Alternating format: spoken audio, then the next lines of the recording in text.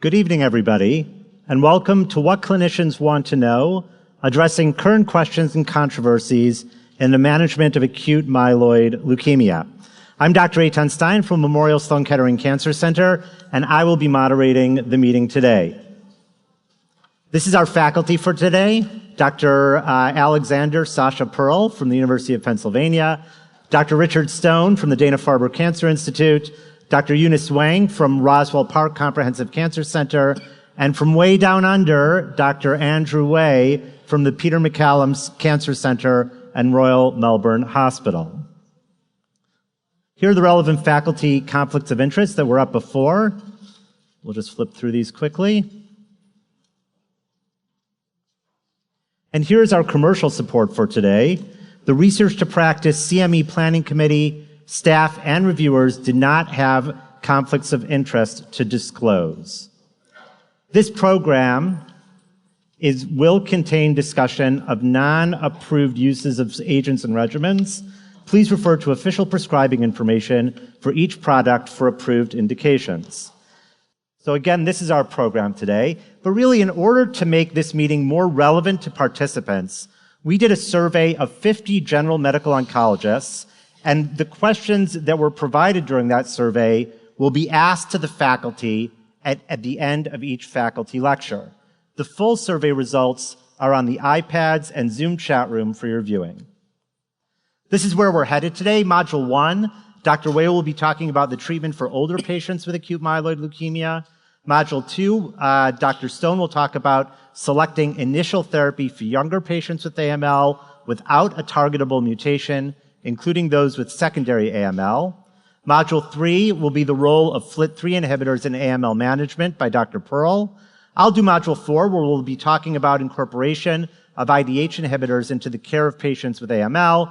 And finally, Module 5 will be done by Dr. Wang. She'll be talking about the potential role of menin inhibitors and other novel agents in the treatment of acute myeloid leukemia. Before we start, here's some data that was taken from that survey of general medical oncologists. In orange, what you can see is the first choice topic of interest for future CME programs, and in green is the second choice. You can see that the top first choice answer was the available efficacy and safety data with menin inhibitors, and the second choice was the treatment for older patients with newly diagnosed acute myeloid leukemia. And with that, I'm going to pass it over to Dr. Wei, who's going to tell us about the treatment for older patients with AML. Dr. Wei, take it away. Thanks very much, Eytan, and hello, everyone. So, about 2/3 of patients who are diagnosed with AML are above the age of 60, and so management decisions regarding this older population is one of the most frequent challenges faced by treating clinicians. So in terms of making the decision between intensive or non-intensive chemotherapy, there are three major domains which physicians and patients need to consider. First of all, the physician is really trying to work out whether the patient is functionally fit to receive intensive chemotherapy. From the patient's point of view, their major concerns are what are the liabilities of having intensive chemotherapy in terms of time spent in hospital, quality of life impact, and also complications from treatment. It's fair to say that prior to the introduction of novel therapies, the appetite for risk was much higher because clinical response rates with intensive chemotherapy were substantially higher than available treatment options before the introduction of venetoclax and ivosidenib.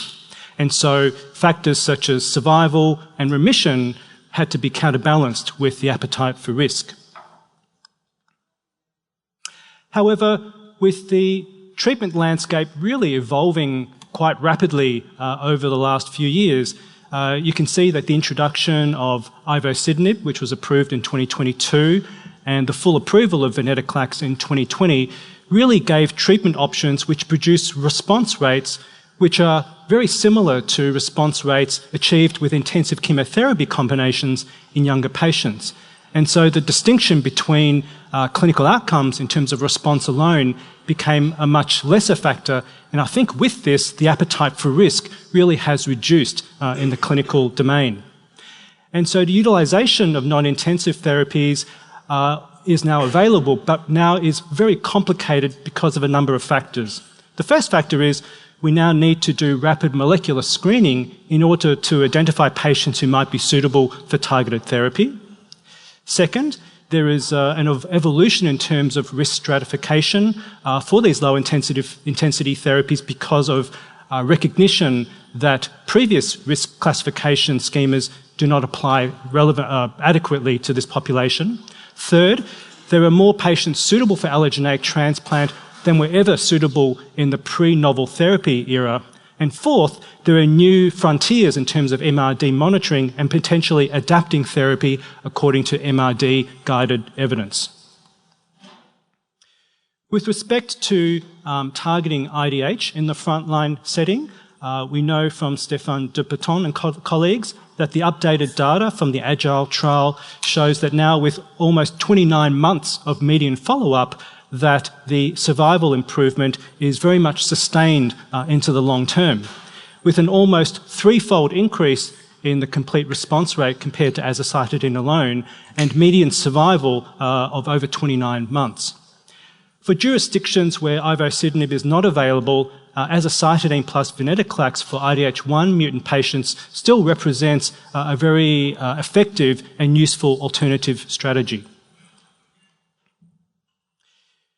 You can see here that this is intensive chemotherapy results according to ELN 2022 risk stratification criteria for patients over the age of 60, and also ELN 22 risk stratification for patients who receive Ven/Aza.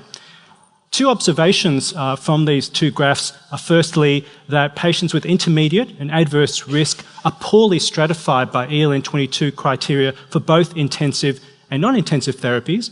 And secondly, you can see that for non-intensive therapies, there doesn't appear to be a subgroup for which there is a huge disadvantage to using non-intensive therapy compared to intensive therapy. And I think this is partly why Ven/Aza has become so prevalently used in the clinical domain.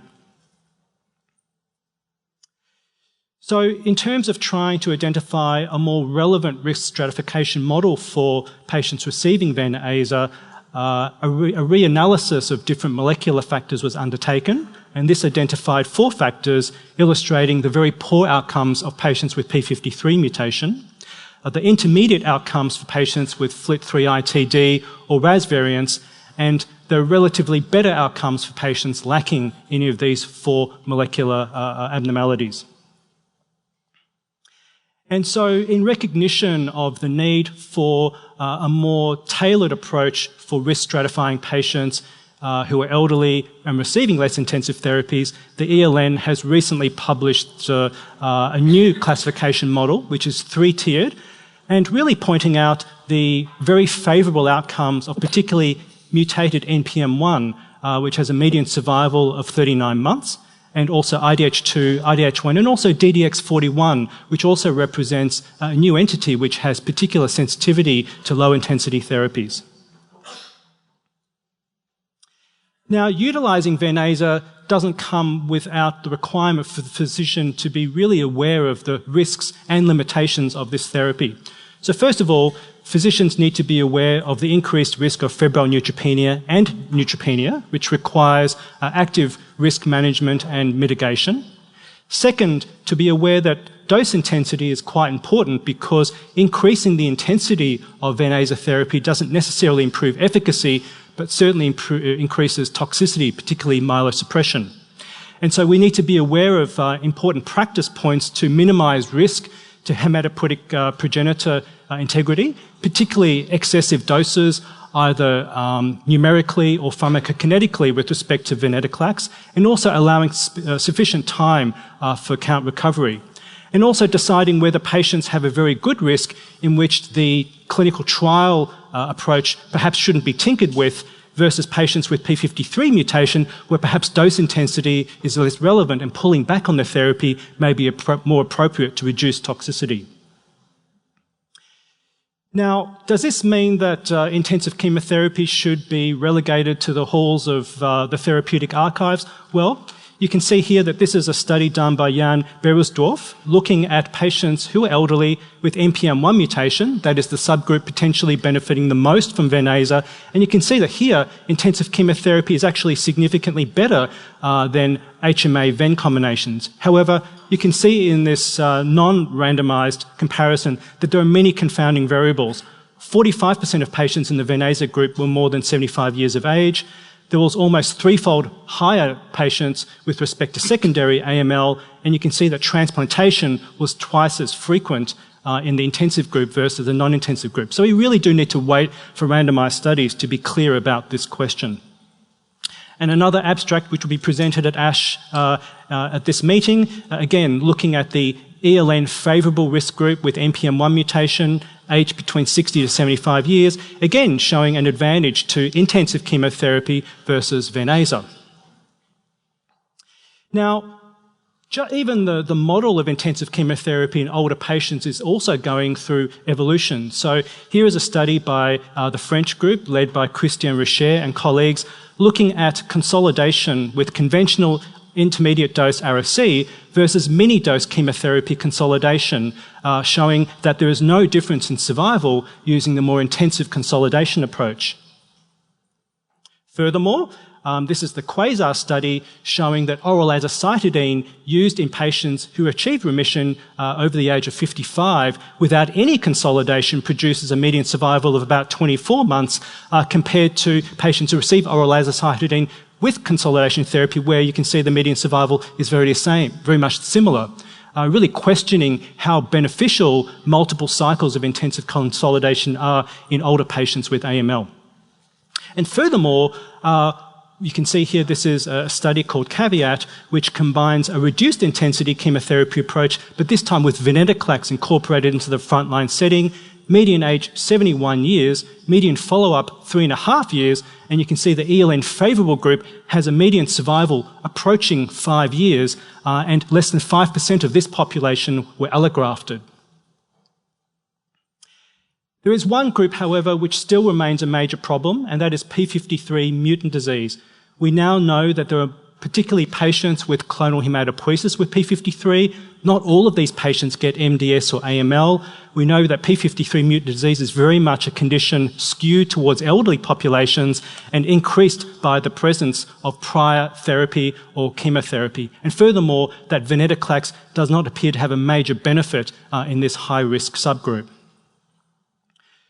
There is another option for older patients with P53 where we're trying to focus more on quality of life because we can't improve clinical outcomes, and that is oral decitabine cedazuridine. You can see that compared to intravenous decitabine, oral decitabine has a longer half-life and has some accumulation between days 2 to 5.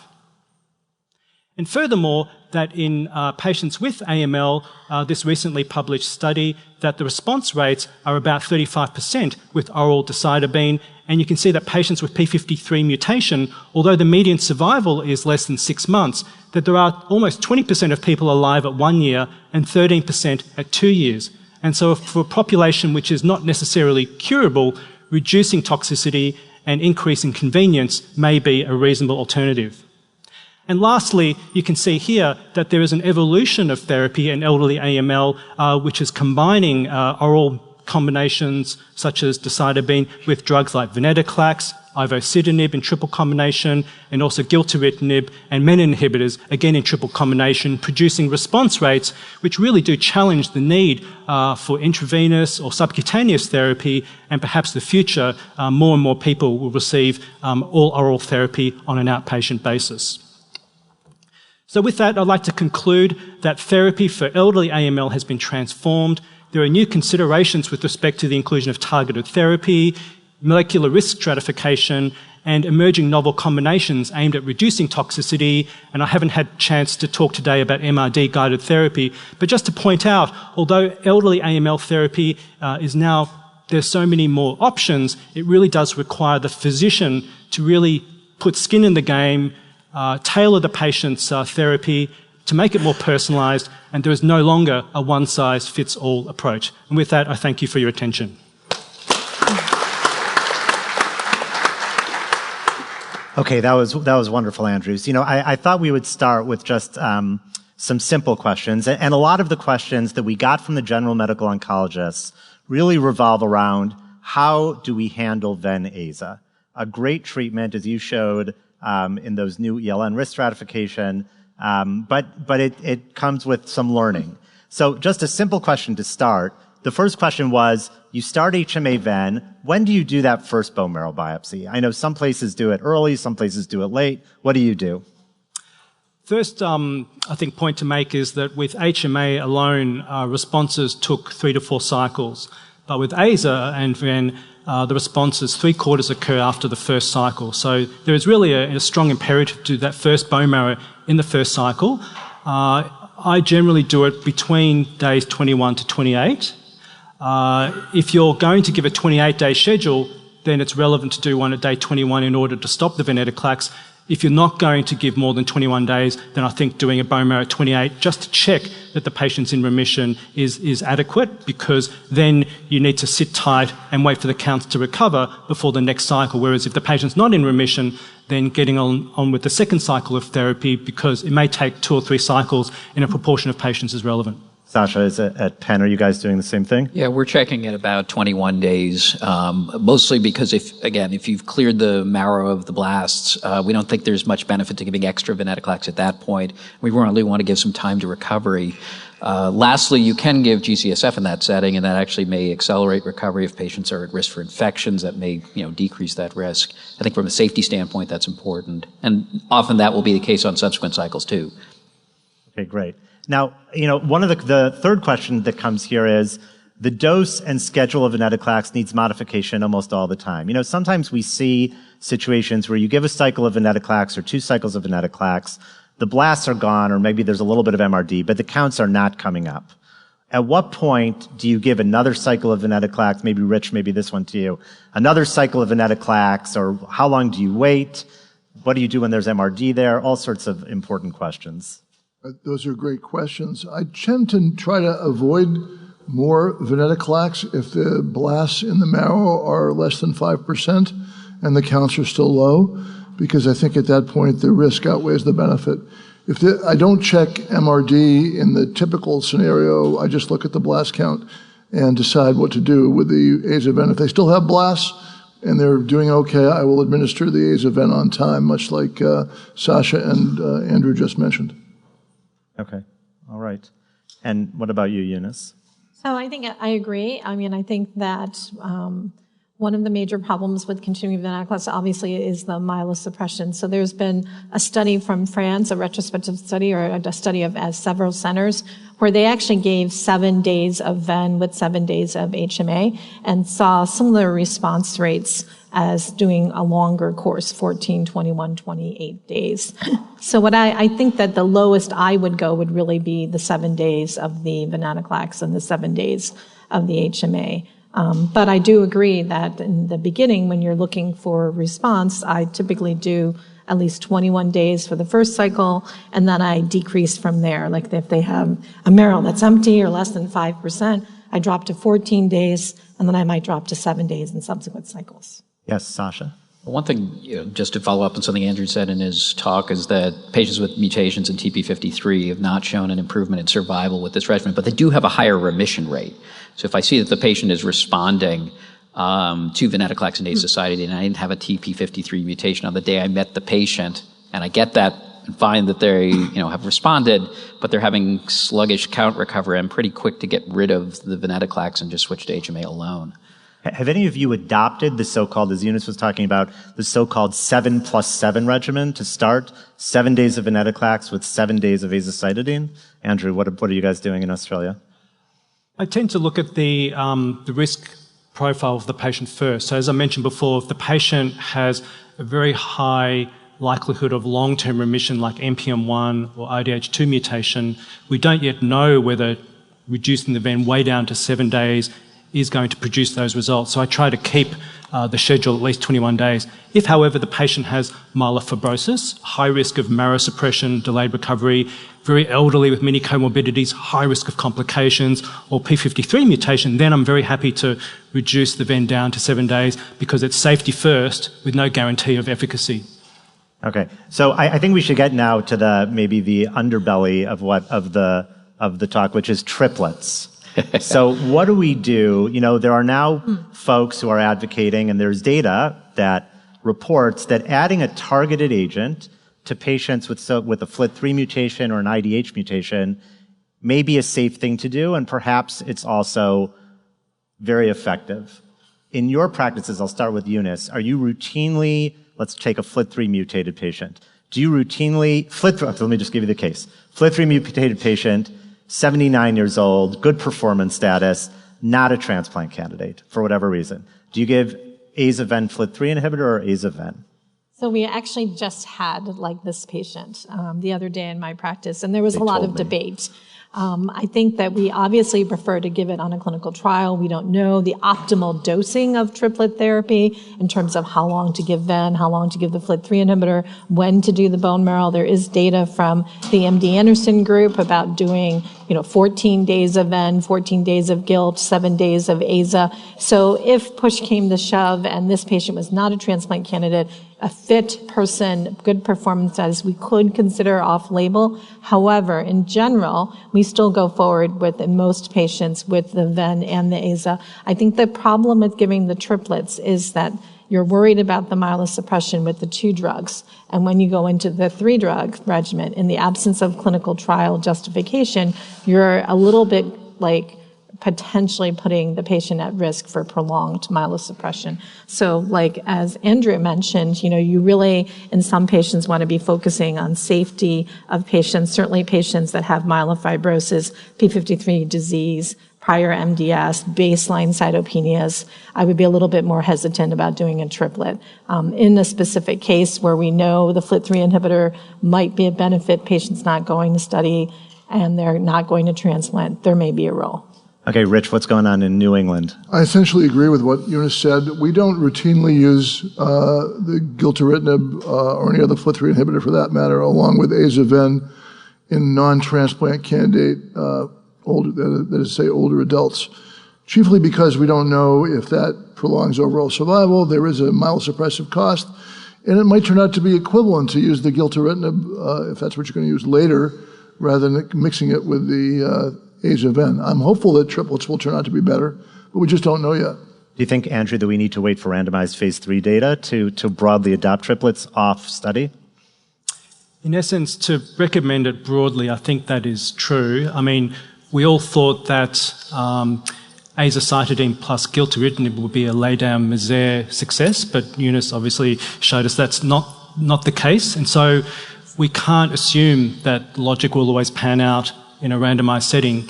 But it is intriguing that the utilisation of FLT3 inhibitor could be incorporated into Ven-Aza because of FLT3 being one of the major pathways to Ven-Aza escape in terms of resistance.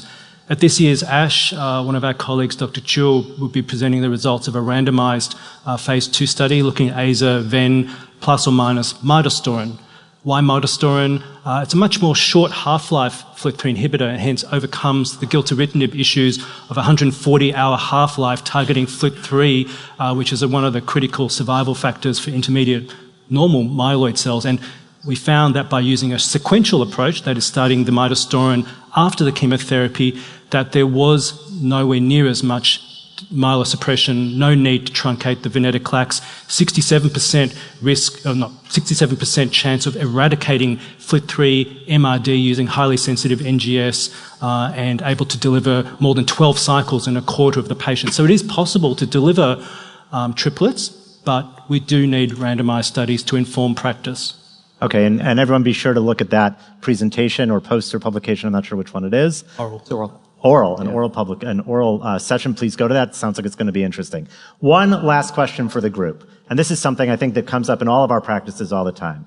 You've got a patient who has been on azacitidine and venetoclax for 3 years. They're in very, very good shape. They have an IDH1 mutation, and it's getting tough to treat them. You're treating them every 8 weeks because of the myelosuppression. You've reduced their venetoclax to 7 days because of the myelosuppression.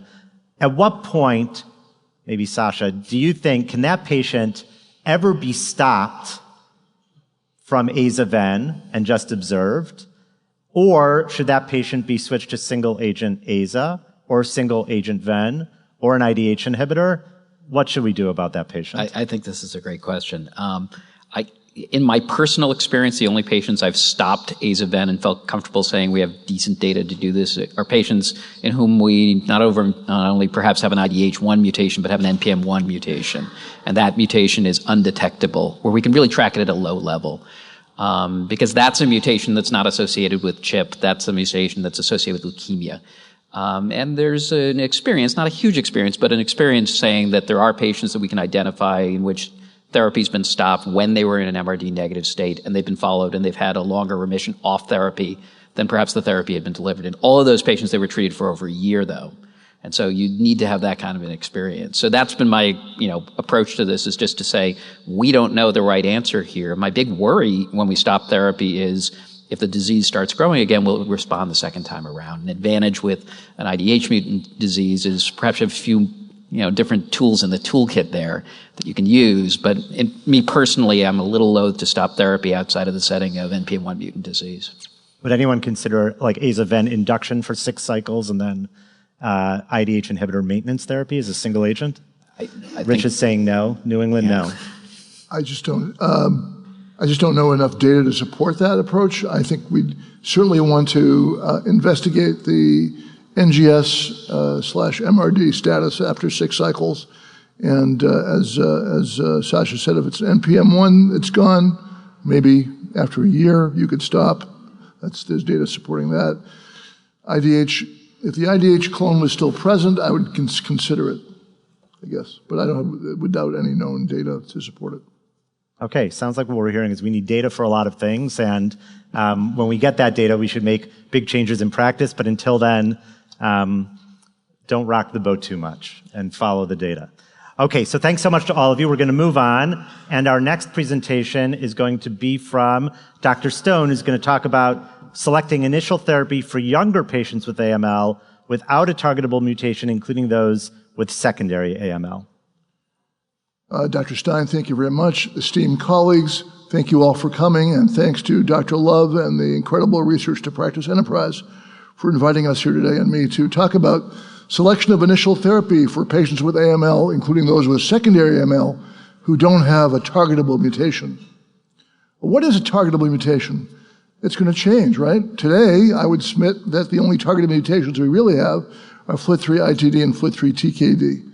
But soon, thanks to work done by my colleagues and others around the world, we might be saying NPM1 is targetable, maybe IDH1 and IDH2, as you'll hear from Eytan, and maybe even KIT next on the horizon.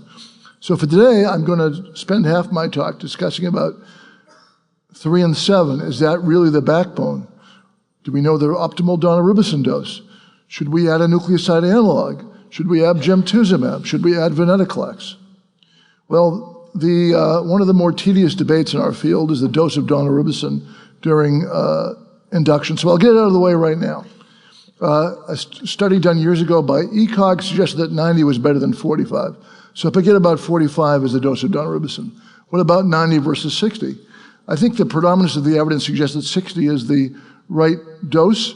Nothing wrong with 90 probably in fit patients, but 60 was not inferior to 90 in the UK study, was not inferior to 90 in a recently published German study by Dr. Rohlig, who also showed, incidentally, that you don't need to give a second induction like they do in Europe if you're responding well to the first induction, which corresponds to the North American practice.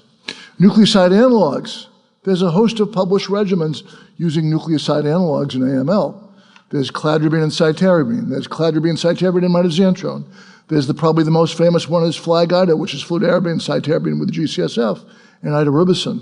And there's that Polish study, now a classic, of comparing cladribine, daunorubicin, cytarabine to daunorubicin, cytarabine, which showed an improved leukemia-free survival and remission rate for those who were randomized to the triplet compared to the doublet. But it kind of got pushed by the wayside a little bit, I think, because the control group who got the 2 drugs didn't quite perform as well as might have been expected. Folks in the UK have tried hard to look at the benefit of FLAG-IDA in induction in AML. They typically do very important but somewhat complicated trials. This trial basically explored 3 different induction regimens with or without gemtuzumab, one with etoposide, one just basically 3 and 7, although it wasn't 7, and then FLAG-IDA with or without gemtuzumab.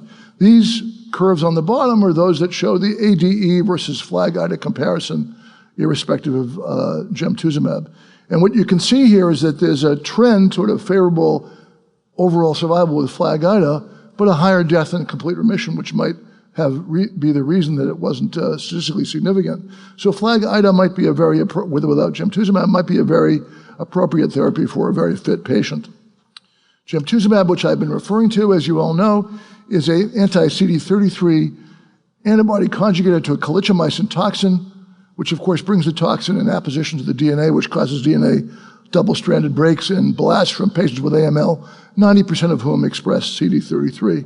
This is a now classic meta-analysis by Robert Hills of the UK, which suggested that those with favorable cytogenetics, which means inversion 16 and A21, benefited from the addition of gemtuzumab to chemotherapy, looking at 5 studies done on both sides of the Atlantic. Those who had adverse cytogenetic risk, again, this was before the ELN that incorporated genetics, adverse cytogenetic risk didn't benefit, and those with intermediate cytogenetic risk benefited significantly, but it was not absolutely a huge home run. I will say that you have to know exactly what type of patient you're treating when you choose therapy.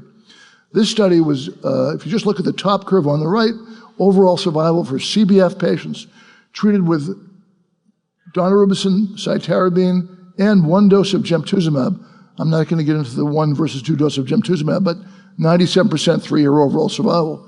Pretty darn good, approaching what we get with APL. What about using gemtuzumab on top of chemotherapy with another type of what we now would consider favorable prognosis AML, that is NPM1 mutant?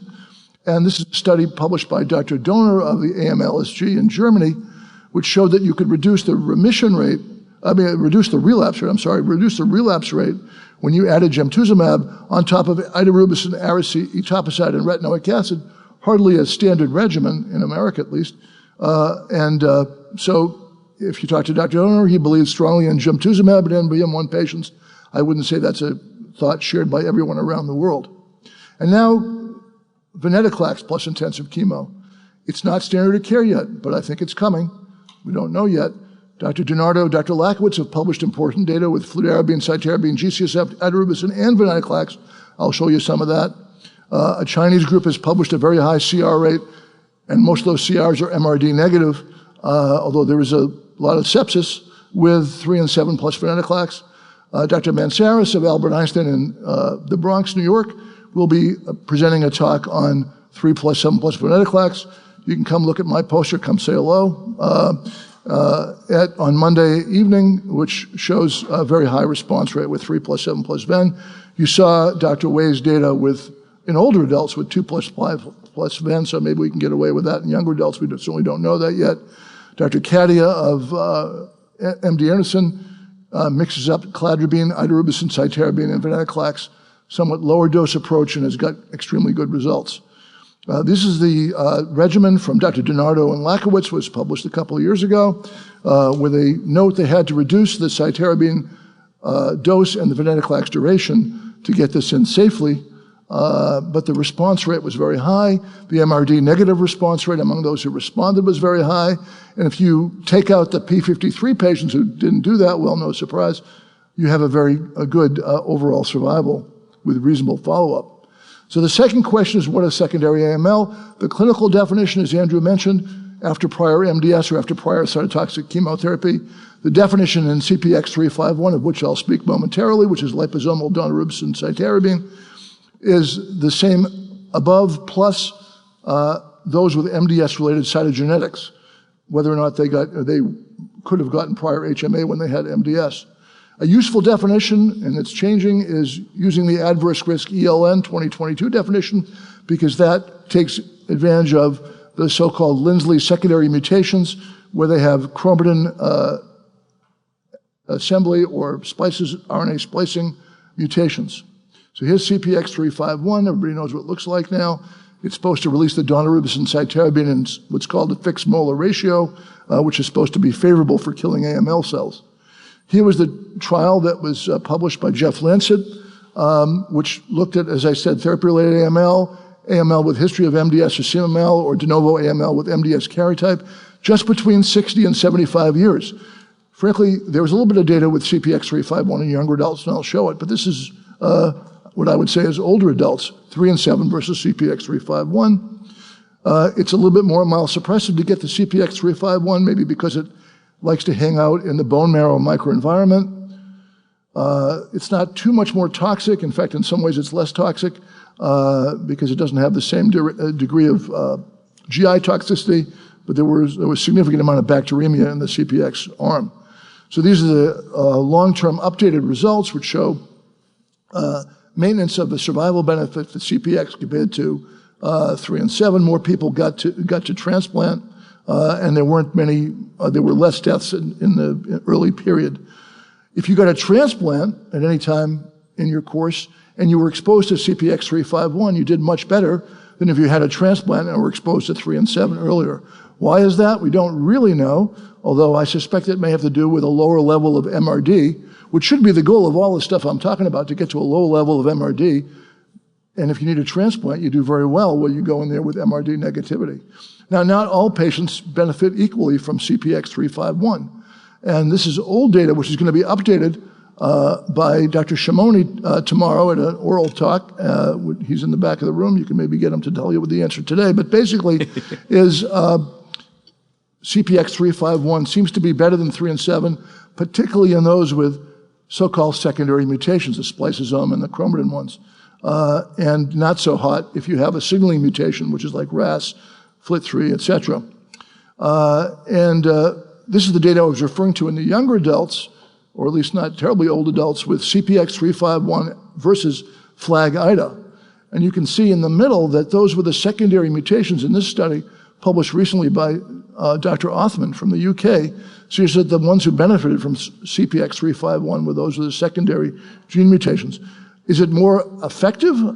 Maybe a little bit, but I think what you look in the bottom right here, you'll see that there were fewer deaths in remission if you were exposed to CPX351. So maybe CPX351 compared to FLAG-IDA hits the right temperature at the right, the water's not too hot or too cold, and you have less deaths in remission, and that drives the survival benefit. Harkening back to something that Andrew talked about a few minutes ago, should we use Ven-Aza or CPX351 in people that have sort of adverse risk? And this is a retrospective study from Penn, I think. Is it? Yes. Yep. Yep. So, and you can see here, there's no difference between venetoclax and Aza versus CPX351. The whole issue is driven by whether or not you had a transplant. The ones who had transplant, no matter how they got there, did well. And finally, just a little bit of a teaser. Maybe Sasha will comment more about this in his talk, but maybe we'll be using a FLT3 inhibitor even in those who don't have FLT3 mutations. This is tantalizing data from Spain in the so-called Kiwi trial, which needs to get repeated in a worldwide trial, suggesting that quizartinib might have a role with 3 and 7, even in those patients who do not have an obvious FLT3 mutation by current technology. So this is a little algorithm that we put together, suggesting that we give intensive chemotherapy to most of the patients. We still sort of reserve obviously FLT3 inhibitors for FLT3 mutant patients, and I don't really give, for people with double hit P53 mutations, I still use Aza-Ven or Aza alone. Hopefully we'll answer some of these questions about the role of azacitidine and venetoclax and 3 and 7 and CPX in the various subgroups in the taxpayer-sponsored MyeloMatch trial, which is ongoing now. And we will have a trial for those with CBF, AML, 3 plus 7 plus GO versus 3 plus 7 plus Ven, trials in people with intermediate risk, and trials in people with high risk AML. So with that, I'll conclude, and I look forward to some of the questions that Eytan will pose. Thank you. Okay, I've always had respect for Dr. Love, but I have a new respect for Dr. Love standing up here and moderating and trying to get everything organized. So, Dr. Stone, I'm going to start with you, because this is something that I see all the time, even in institutions within a 1 mile radius or 500-foot radius of my institution. And the question is, how do we choose between 7 and 3 and, let's say, FLAG-IDA or FLAG-IDA venetoclax, where there has certainly been creep of people starting to use FLAG-IDA venetoclax based on Courtney and Curtis's outstanding data. What do you do?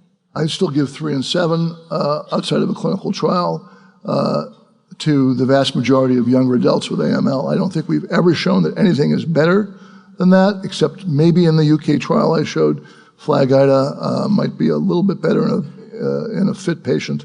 I don't have any problem with it, but I still use 3 and 7 because I'm waiting for data to prove me wrong. Are you waiting for a randomized phase 3 study of FLAG-IDA ven versus 7 and 3? Yes. Okay. Andrew?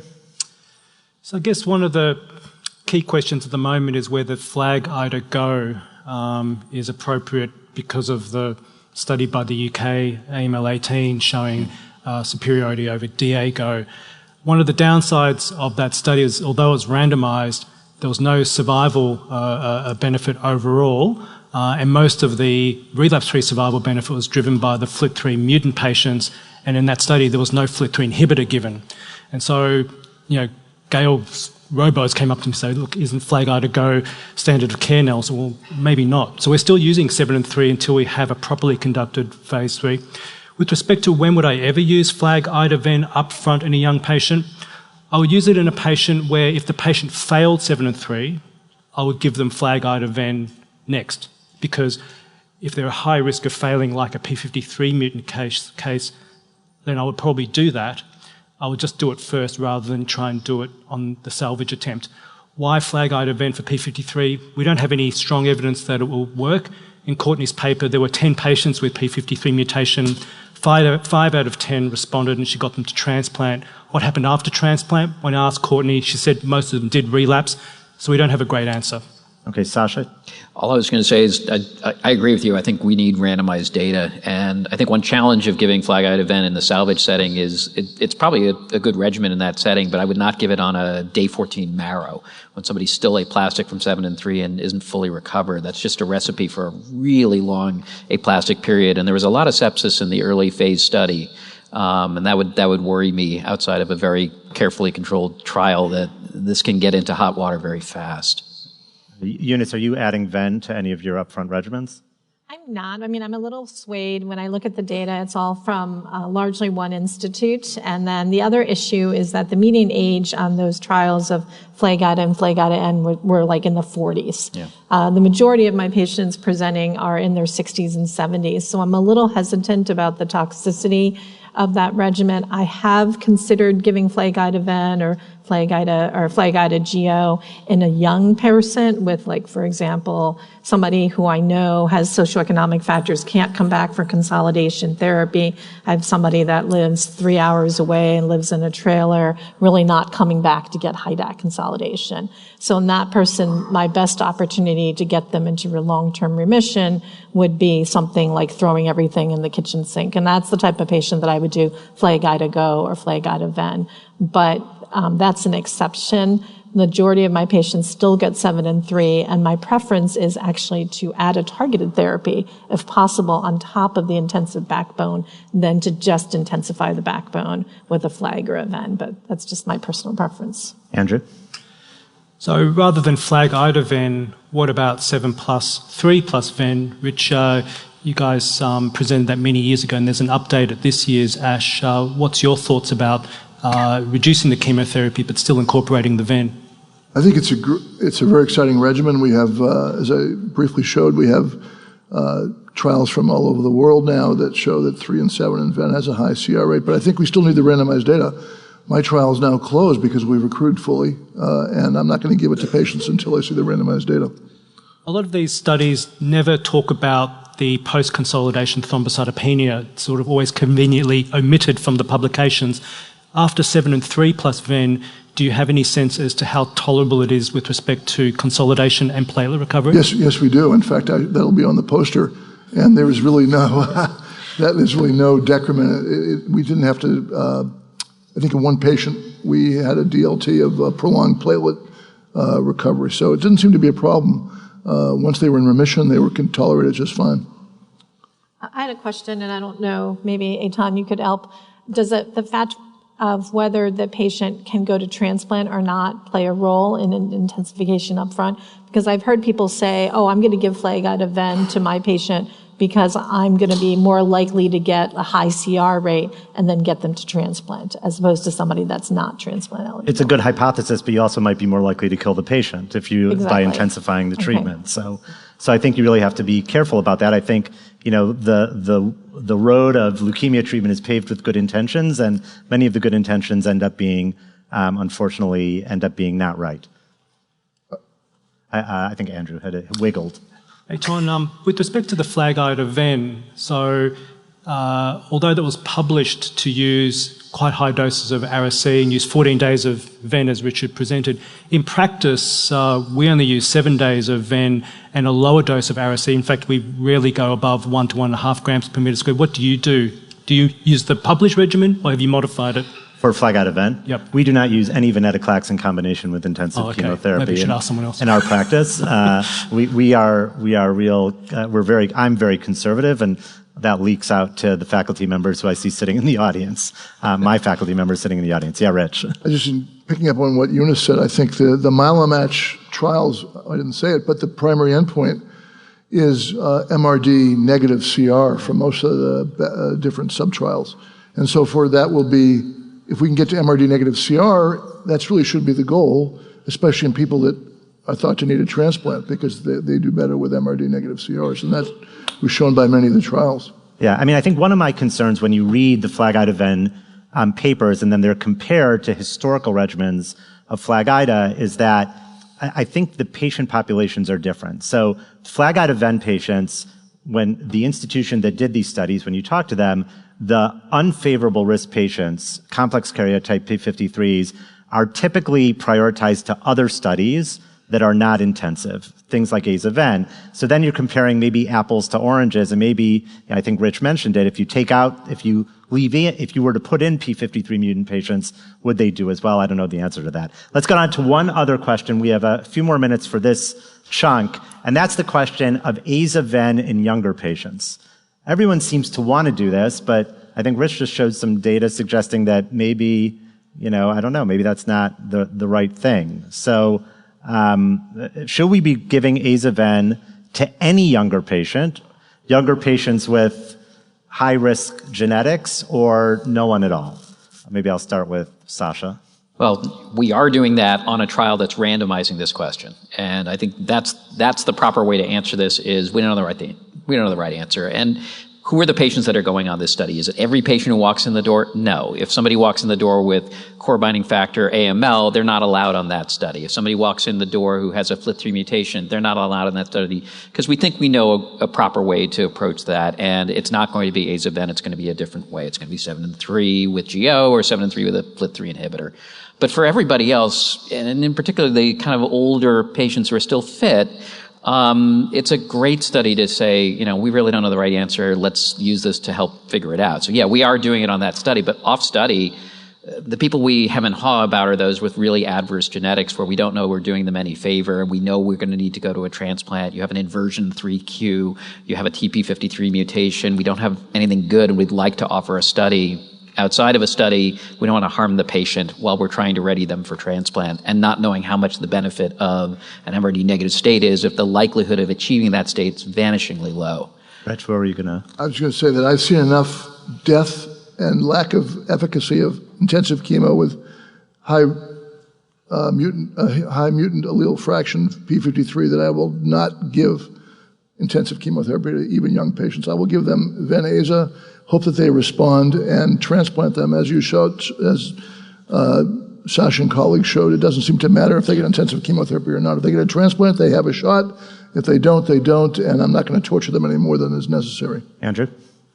I think for ELN favourable patients, I definitely wouldn't tinker with those patients because we know that CBF patients with a KIT mutation, they do not do well at all with Ven-Aza. And for patients with NPM1 mutation, if we start Ven-Aza, when do we stop? You're committing young people to a year of Ven-Aza quality of life problems. And so really the only group would be borderline fitness, adverse risk. Goal is to get them to transplant and you're worried about the toxicity of chemo, that's probably the only situation we would do that. Okay, great. Thanks so much. We're going to have to move on right now to the next module, which is going to be Sasha talking about the role of FLT3 inhibitors in the management of AML. So again, I want to thank Eytan for being a wonderful moderator. Thank Neil Lugg and his whole organization for putting this talk together, and the enduring webinars that will follow this. Going to talk today on the role of targeting FLT3 and just advances in outcomes in patients with FLT3 mutations. Some of this we've already started talking about, so I hopefully can flash through a lot of this data relatively quickly. I think we all know that FLT3 is a very commonly mutated gene in AML. If we look at PCR to detect FLT3 mutations, somewhere around about a third of patients will have a FLT3 mutation, with 20 to 25% of patients having a FLT3 ITD, which is generally associated with a more unfavorable prognosis, and another 5 or 10% having a FLT3 TKD mutation. It's interesting to note that there actually is now enhanced detection of this by more sensitive techniques, and we don't know what the outcome of patients who have these kind of microclones of FLT3 ITD that you can only pick up by next generation sequencing, what that really means. There will actually be a talk on that at this meeting. And during this talk, I'll try to highlight where at the ASH meeting you can learn something new about FLT3, both in terms of its biology and its therapy. There's also these emerging data on whether we should be targeting FLT3 with a drug like quizartinib in patients who lack a FLT3 ITD, which is that drug's target. How do these drugs work? The first developed FLT3 inhibitors were FLT3 inhibitors more by accident than by design, because they were relatively low potency and relatively non-selective drugs. But as single agents, while these drugs did not have a great amount of single agent activity in relapsed and refractory patients who had FLT3 mutations, they quickly moved into combination studies. And actually there they had much greater efficacy. Midostaurin is probably the obvious choice in this setting. And we think that probably what's going on with a drug like that is different than what's happening as a single agent in relapsed refractory patients. So the early drugs were less potent, the later drugs are more potent. And what's notable also is that some of these drugs target FLT3 ITD only, and those are called type 2 inhibitors. And some will target FLT3 ITD or FLT3 TKD mutations, and those are type 2 inhibitors. So for example, quizartinib is a type 2 inhibitor, midostaurin is a type 1, gilteritinib is a type 1. And lastly, the role of these drugs after transplant is not all that well established from mechanistic studies, but certainly there's a graft versus leukemic effect that may in part have to do with immunomodulatory effects of FLT3. This is the kind of current approach for treating patients with AML, and if you add in these drugs where they are currently approved or commonly used, you can see there's a lot of places that we can add a FLT3 inhibitor, and there are randomized studies that show a benefit here, primarily for using drugs like midostaurin and quizartinib throughout induction, consolidation, and even maintenance, where there are approvals for these drugs in the US and the EU. There's been evidence of benefit for gilteritinib, which I'll talk about in the post-transplant setting, but that seems to be limited to the MRD positive group. And gilteritinib as a single agent has shown survival benefit as a salvage therapy for relapsed and refractory FLT3 mutant disease. But is there a best drug? Is there like the leader of the pack? Is there one FLT3 inhibitor that rules them all? What's the best FLT3 inhibitor out there? How are we going to solve this conundrum when we have many drugs to choose from? Well, ideally, we would have studies where we can look head-to-head at how these drugs perform against each other, but so far, until this meeting, we really only have placebo-controlled trials. And we have two major ones here, the RATIFY study led by Rich, shown on the left, that showed that midostaurin was successful at improving overall survival in patients under the age of 60, in which midostaurin was added for 14 days to induction consolidation and then a year of maintenance, compared to a placebo in patients with either FLT3 ITD or FLT3 TKD. And the Quantum First study, which only enrolled patients with FLT3 ITD mutation, and again gave the drug for 14 days of each induction cycle and then each consolidation cycle and then 3 years of maintenance. What's different about Quantum First is, again, only patients with FLT3 ITD. It also enrolled older patients than RATIFY, and also allowed for FLT3 inhibitor to be given after transplant. Patients didn't leave the study for their transplant. There was no post-transplant maintenance on RATIFY. We now have 10-year follow-up from RATIFY, which will be presented by Rich at this meeting. So go look for that. That's an oral presentation on Saturday.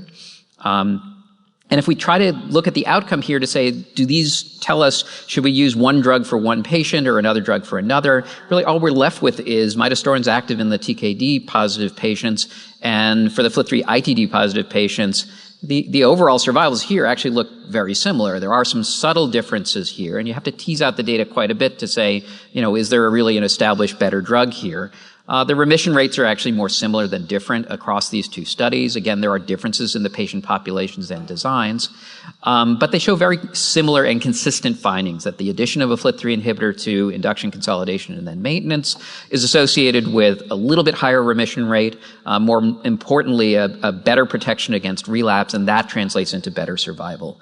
If we look at the outcome of patients in the same age group, because Ratify enrolled only up to 60, whereas Quantum First enrolled up to age 75, these are the data overall here, and I'm not going to try to compare right to left here other than to say if we look in the younger patients on Quantum First, which are shown on the right there, the same age group that was shown on the Ratify study, it's a different picture in terms of the potential benefit of quizartinib than what's seen in people over the age of 60, which I show on the left there. So in this subgroup analysis, and take that with a grain of salt, it's less obvious that quizartinib is imparting a survival benefit, and I really don't see any difference between those two curves, whereas there seems to be a more impressive difference in the younger patients with quizartinib.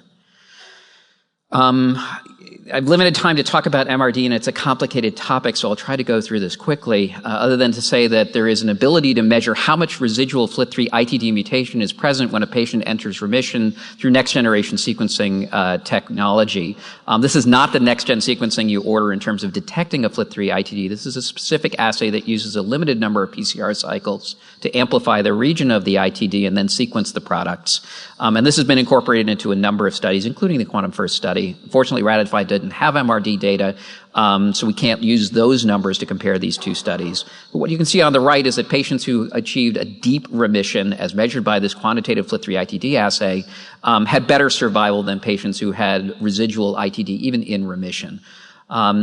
And if you try to compare the two study arms here, quizartinib in blue and the placebo in green from Quantum First, you can see that after induction, after 2 cycles of consolidation, which is a standard time to measure MRD, or at the end of consolidation, there's a deeper level of remission as measured by this ITD quantitative assay in the quizartinib arm, showing that FLT3 inhibitors do lead to deeper remissions. What's also notable is the lowest level of detection here is about 10 to the minus 6th.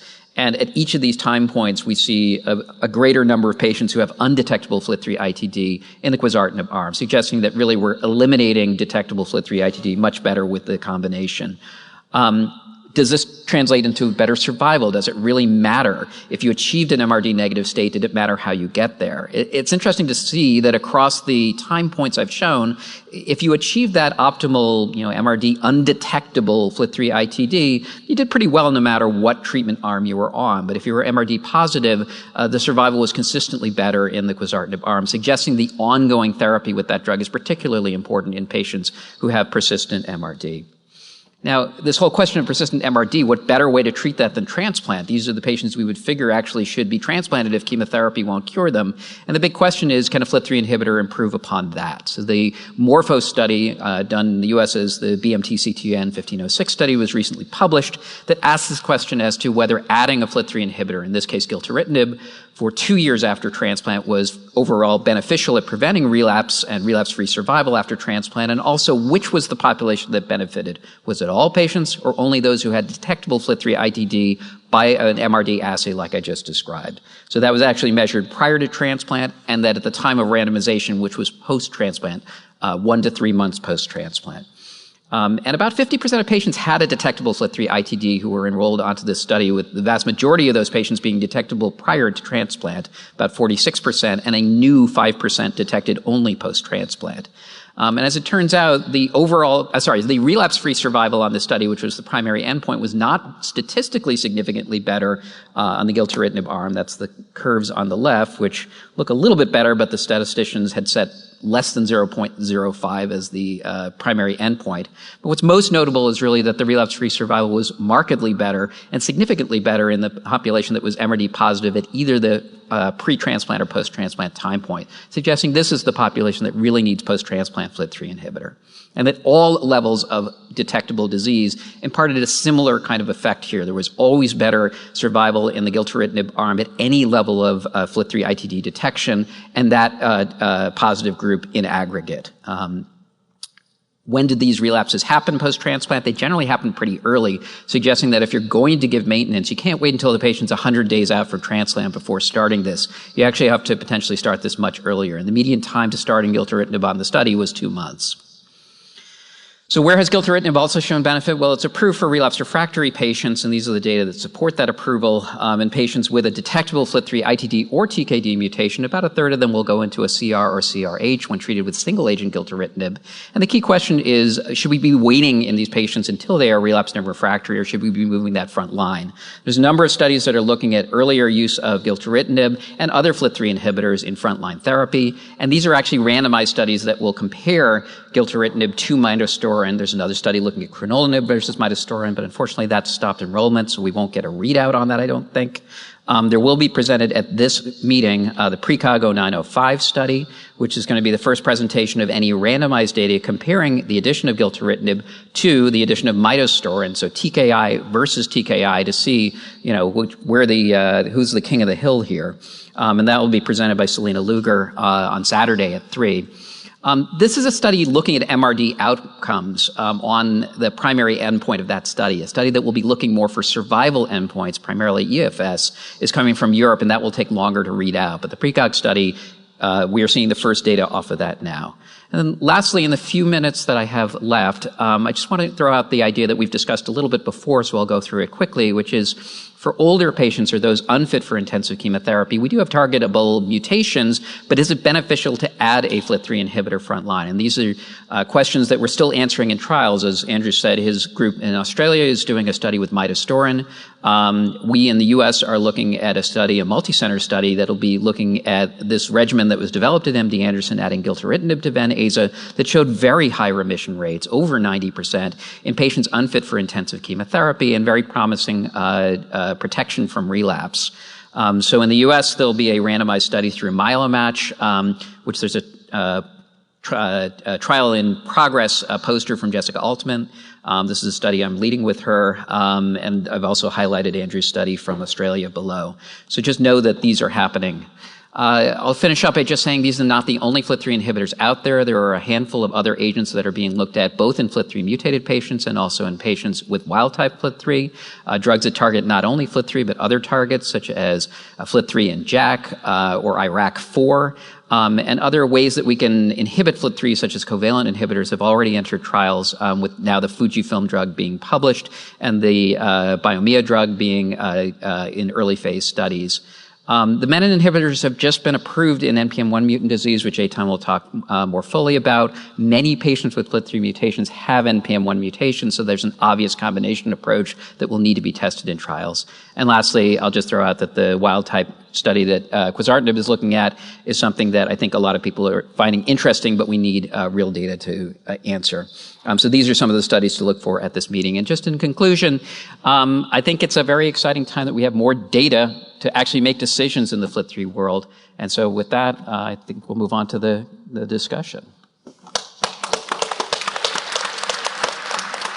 Okay, we're going to go down the row here, and I'm going to give you a hypothetical case. I want to hear what you would say. The hypothetical case is this. 35-year-old woman comes to your clinic, newly diagnosed AML, NPM1 mutation, FLT3 ITD. You're going to give the patient 7 and 3. Which FLT3 inhibitor are you going to use, quizartinib or midostaurin? Eunice. I'm going to use quizartinib. Okay. Why? Why? Because of the quantum first data. I think that the most potent inhibitor for FLT3 ITD is quizartinib, and there was a survival advantage.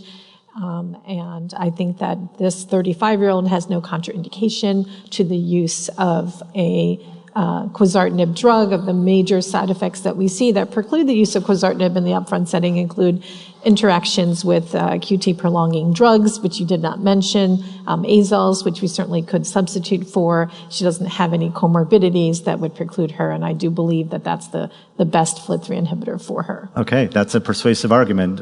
Sasha, what about you? I would basically say the same thing. I think this is an ideal patient for quizartinib. There will be some presentation of data on mutational subsets and their outcomes from the Quantum First study that Mark Levis will be presenting. I forget if it's Saturday or Sunday or Monday. And actually, the NPM1 mutant group had a superb outcome on that study. And notably, the combination of DNMT3A and NPM1, which generally does very poorly if they don't get a FLT3 inhibitor, was one of the best outcomes on that study, really superior outcomes with quizartinib. And again, I don't see any contraindication to using what is, in my mind, a more potent and potentially better FLT3 inhibitor here. Okay, Rich? I agree. Rich agrees. Okay, Andrew? I do agree, but my question to the panel again is, in the double mutant population, if patients are achieving MRD negativity, I noticed there are some colleagues who are not allografting anymore. We are still allografting all patients with FLT3 ITD, but I'd really like to test the waters here, maybe starting with you, Eytan. Is allografting always necessary still for ITD, even if MRD negative in intermediate risk patients? Yeah, so I'm going to answer my own question before I answer your question. I actually would use midostaurin because, as I said, I don't that we still use midostaurin at Memorial Sloan Kettering. Obviously, you can use quizartinib if you want to, but I'm not convinced that when you look at the primary data, the quizartinib leads to that most important thing, which is a benefit in overall survival. I mean, in full disclosure, I still start my CML patients on imatinib.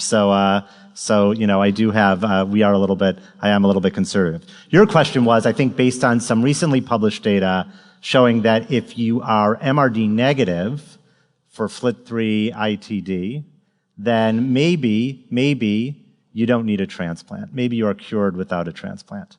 I think we are still I think that is one data set.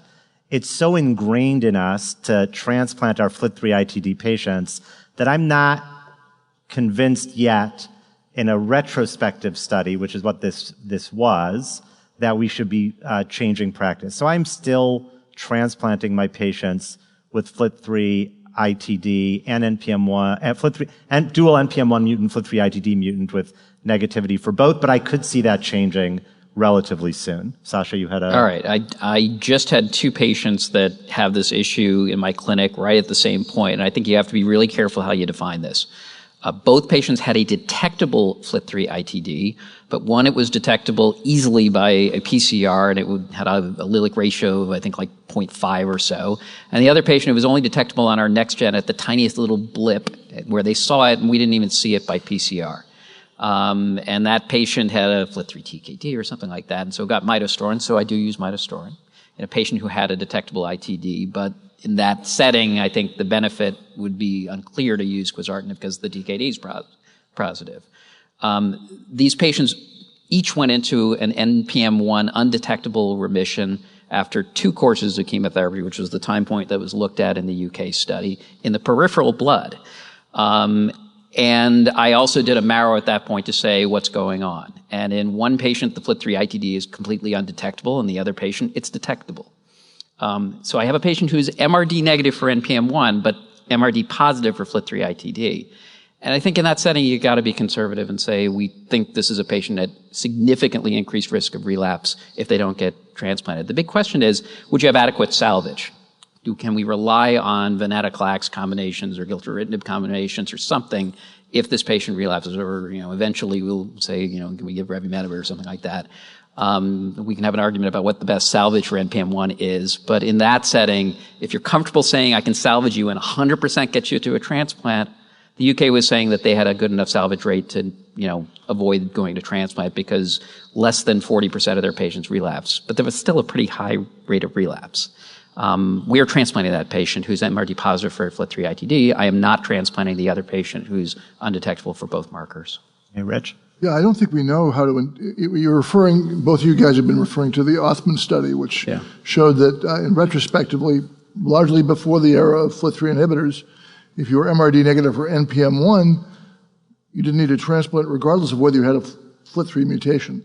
We don't know anything about this FLT3 assay that you were talking about in that setting, or in many settings other than the Morpho trial. So I would say it's a very individualized discussion. I think in the era of FLT3 inhibitors, it's likely that the FLT3 mutant patients are going to be even more likely to be MRD negative.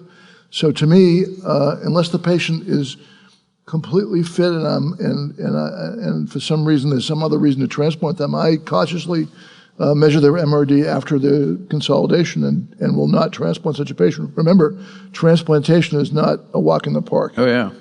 Wait, so just so I understand, so this is the patient you're describing is NPM1 mutant, FLT3 ITD positive. At the start. Post-induction, a cycle of consolidation, they're NPM1 negative by PCR, and FLT3 ITD, you know the status? Don't know the study, can't get it. The company will not allow us to do it in a financially easy fashion, so we do not we do not have access to the trial. We have a New York State issue where we don't have access either. Well, we discussed this with you, and neither of us have it, so. Yeah, but that patient, you would not, 35-year-old patient, you would not transplant up front. I would have a discussion and go over the data with her, and I would suggest to her that if she wanted to avoid transplant, it was reasonable to do so. Okay. I still transplant them. I'm conservative, though not maybe as conservative as you, because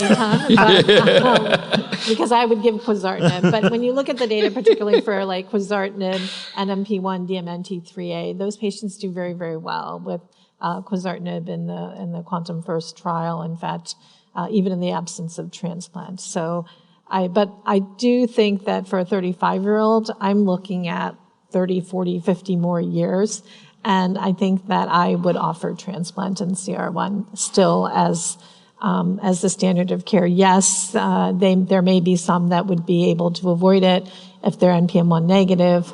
However, I'm looking long term, and I think at some point there is a significant chance that the disease is going to rear its ugly head, and we may have lost the opportunity for curative intent. Hey, Andrew, you asked the question, so you get the last word.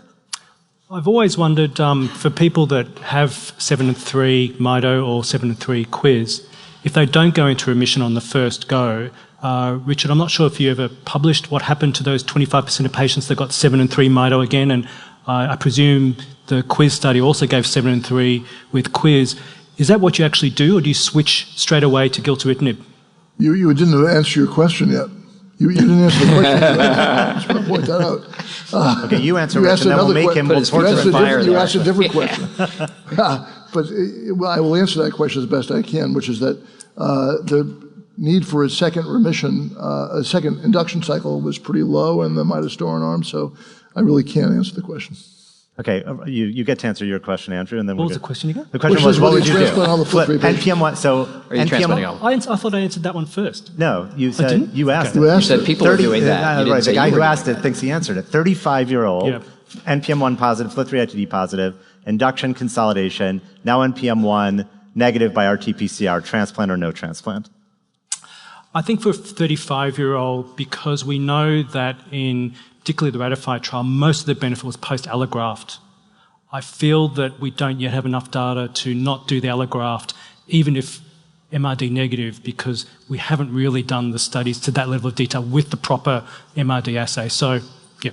Do you think we need okay, last question. I know we're going to be over in a second. Do we need a prospective randomized trial instead of the retrospective work by Othman to answer this question? Anyone want to take that? I think doing randomized trials for transplant are hard. Yeah. I think that would be great. We've always said we want to randomize against transplant. It's extremely difficult to do. Nowadays it may not be, because with post-transplant Psi you are able to find donors, but hard question. So you would want to do it, but logistically it might be difficult. Any other opinions? I would want to apply the assay that Sasha mentioned to try to figure this out, because a subset of a subset that may be even retrospectively. Yeah. In the patient that you talked about, if their bone marrow is negative by this very sensitive assay, whereas they maybe had a reasonably high allelic ratio at the start, I would seriously consider not transplanting that patient if the data bore that out. Whereas, obviously, if they're MRD positive for FLT3 by whatever technology you have, I'd be concerned and would do the transplant and then give them the gilteritinib afterwards, like you did. Okay, like on NPR, 30 seconds, last word, Andrew. What we do know is that every time a patient has relapsing disease, there is clonal evolution, and therefore it's a much more complex disease. And the older the patient is, the more likely we're going to have clonal evolution. So I think the older the patient is, the less likely I'm feeling confident about salvaging and even going to transplant, because it is not the same disease. Okay, thanks so much. I'm going to talk briefly about the incorporation of IDH inhibitors into the care of patients with acute myeloid leukemia. I want to first point out about the burden of IDH mutations in patients with acute myeloid leukemia. You can see in this work that was published in the New England Journal of Medicine in 2013 that the most frequent mutations that we see are FLT3, NPM1, and DNMT3A. That's not percentages on the left, just to be clear. That's the number of samples in this large data set. But if you stack the IDH2 and the IDH1 on top of one another, you can see that it causes a significant burden of disease. You know, IDH2 and IDH1 are interesting because targeting IDH2 and IDH1 as a therapeutic strategy was the first evidence that a differentiation therapy for acute myeloid leukemia could work since the advent of ATRA and arsenic trioxide. You will all remember that the normal reaction is to convert isocitrate to alpha-ketoglutarate, and those mutant enzymes, whether IDH1 or IDH2, lead to the production of something called an oncometabolite that, which is known as 2-HG, which blocks myeloid differentiation. And by targeting the mutant enzyme, you lower levels of 2-HG, which allows myeloid differentiation to occur. I want to show you first some data for relapsed and refractory acute myeloid leukemia, here with IDH1 mutations. I'm only not showing you any survival curves because I actually think it's inappropriate because that's not what the approval was based on, and they were only phase 2 single-arm trials. It's unclear what survival curves mean in a single-arm phase 2 trial other than that you didn't compare it to something else.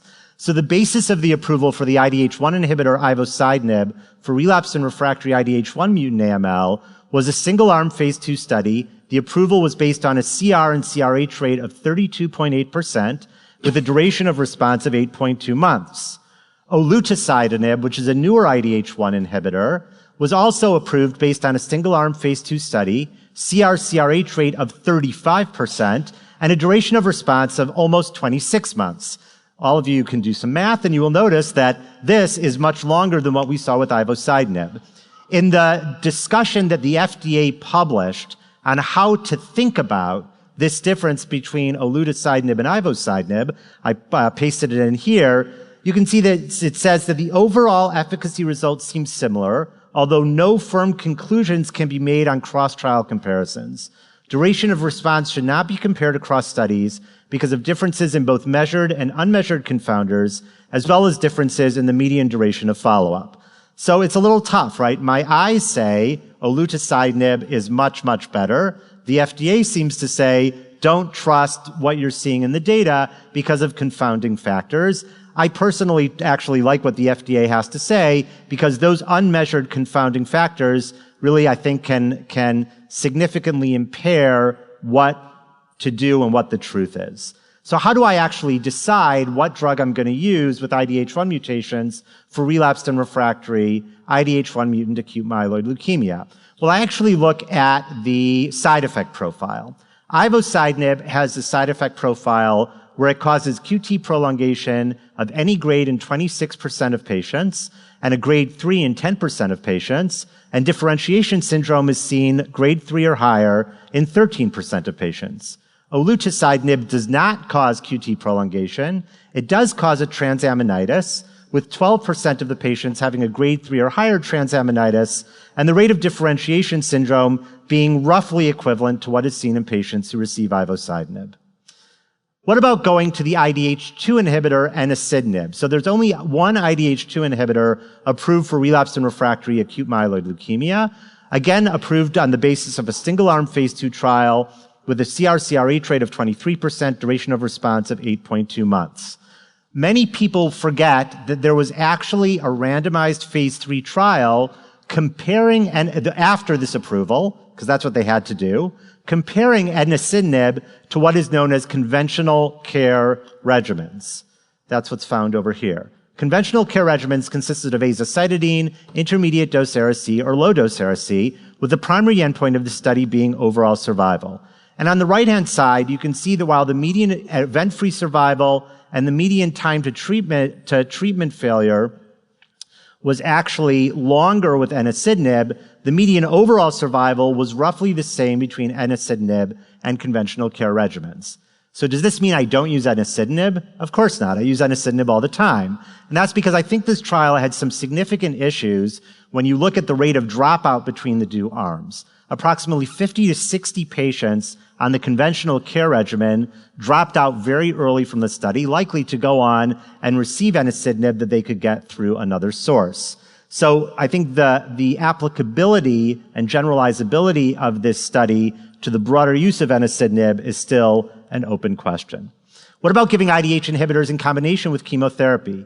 We ran a clinical trial a number of years ago. Courtney DiNardo and I led this trial combining ivosidenib or enasidenib with intensive chemotherapy. You can see on the bottom left the response rates at any time, with the response rates actually being quite high, whether the patients had de novo AML or secondary acute myeloid leukemia. And if you look at the survival curves with ivosidenib in blue and enasidenib in red, what you can see is that those patients, this wasn't to compare one to the other, we just put the survival on the same Kaplan-Meier curve. You can see the overall survival out at 30 months is actually quite good and very impressive. And that's what led to this randomized phase 3 HOVON trial, which is a placebo-controlled trial of intensive chemotherapy with ivosidenib or enasidenib, if you're IDH1 or IDH2, versus intensive chemotherapy with placebo. And I'm very, very pleased to announce, not that I had anything to do with it, but I'll announce it anyway, that this trial is actually now fully accrued.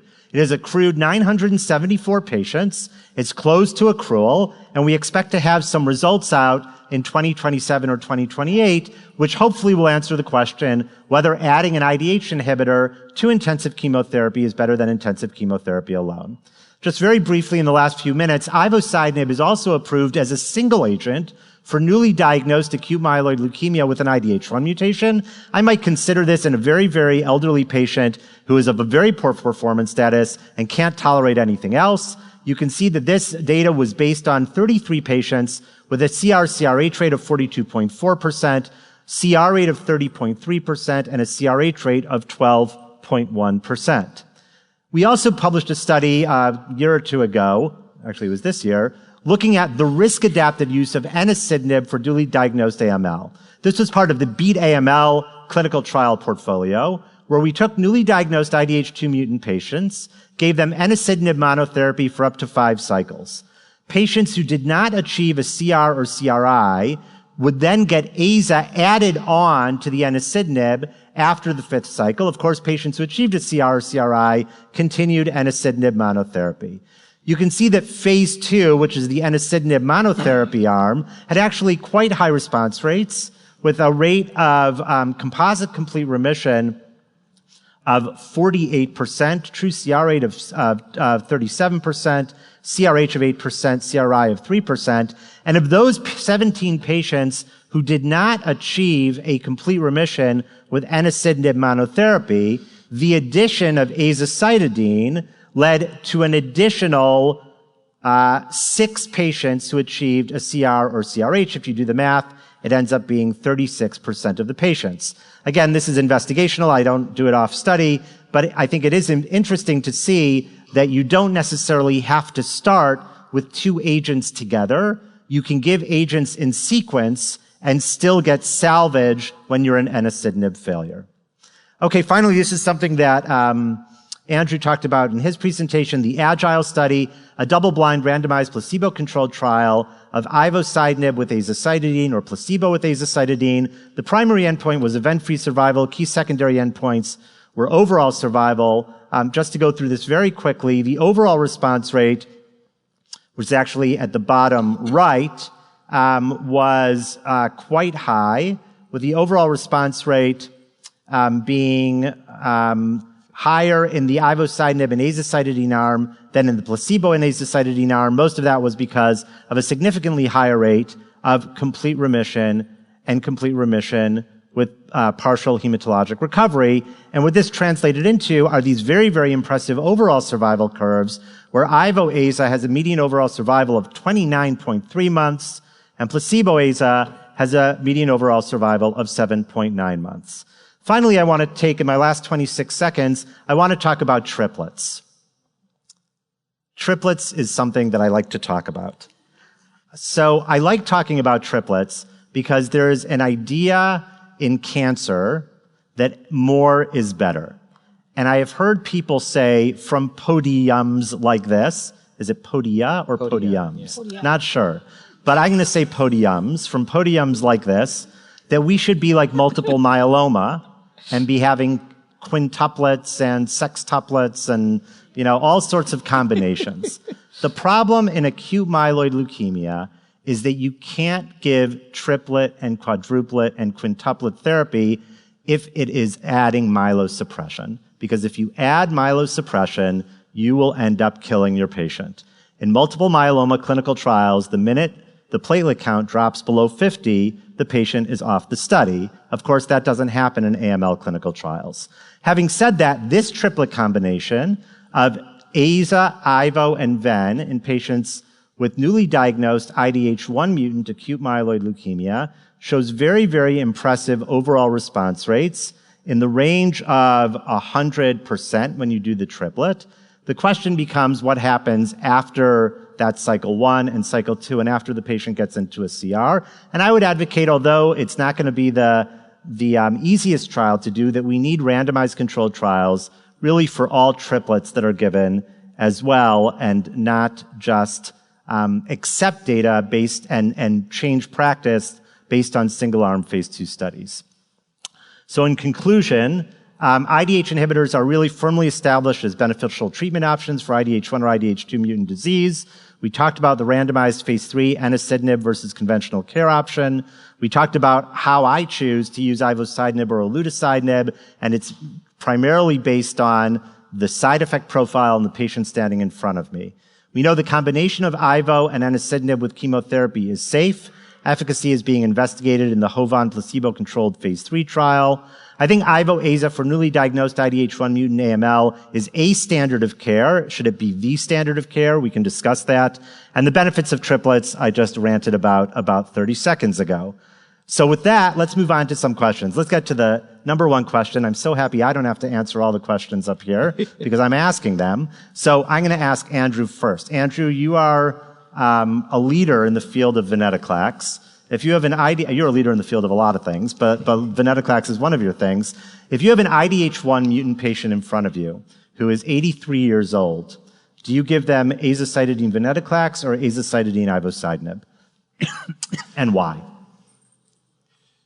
So with a patient that progresses off Ven-Aza with an IDH1 mutation, I have seen really late relapses off Aza-Ven. So there are patients where we've stopped Aza-Ven and 5 years out from remission, we're thinking this patient's cured, they relapse. And often this is due to a persistent pre-leukemic IDH mutation which presumably has spawned a new AML. Obviously we would use an IDH inhibitor. And I do like the idea of combining it with venetoclax because I think you showed in the frontline setting that was a particularly potent combination, almost as good as the triplet. Whereas with Aza, I feel it's sort of going back to more cytotoxic-based therapy with more uncertainty. And we know that Aza in the relapse setting really isn't as effective as some of the new targeted drugs. Okay. Does the goal of, now we're transplanting older and older patients. Yeah. Does the goal of where you're trying to get that patient influence whether you might give an IDH1 mutant patient ivo-aza or ven-aza? Meaning, if a patient if you have a 72-year-old and 73-year-old in front of you with an IDH1 mutation, you want to get them to an allogeneic stem cell transplant, let's say. Does that influence which treatment you use, which doublet you use? I am actually not aware of any data giving ivo-aza followed by transplant. I don't think anybody's published that. There are data for ven-aza followed by transplant. They actually look pretty good. We've shown some of those from our retrospective analysis of Penn Experience and Flatiron that Andy Matthews put together. And we're one of many data sets that have shown that. And they're all fairly consistent. They look pretty much as good as intensive chemotherapy. I don't know if that's indeed the case for ivo-aza. It probably is, but I don't know. So if I'm thinking going to transplant, I'm generally going to use ven-aza.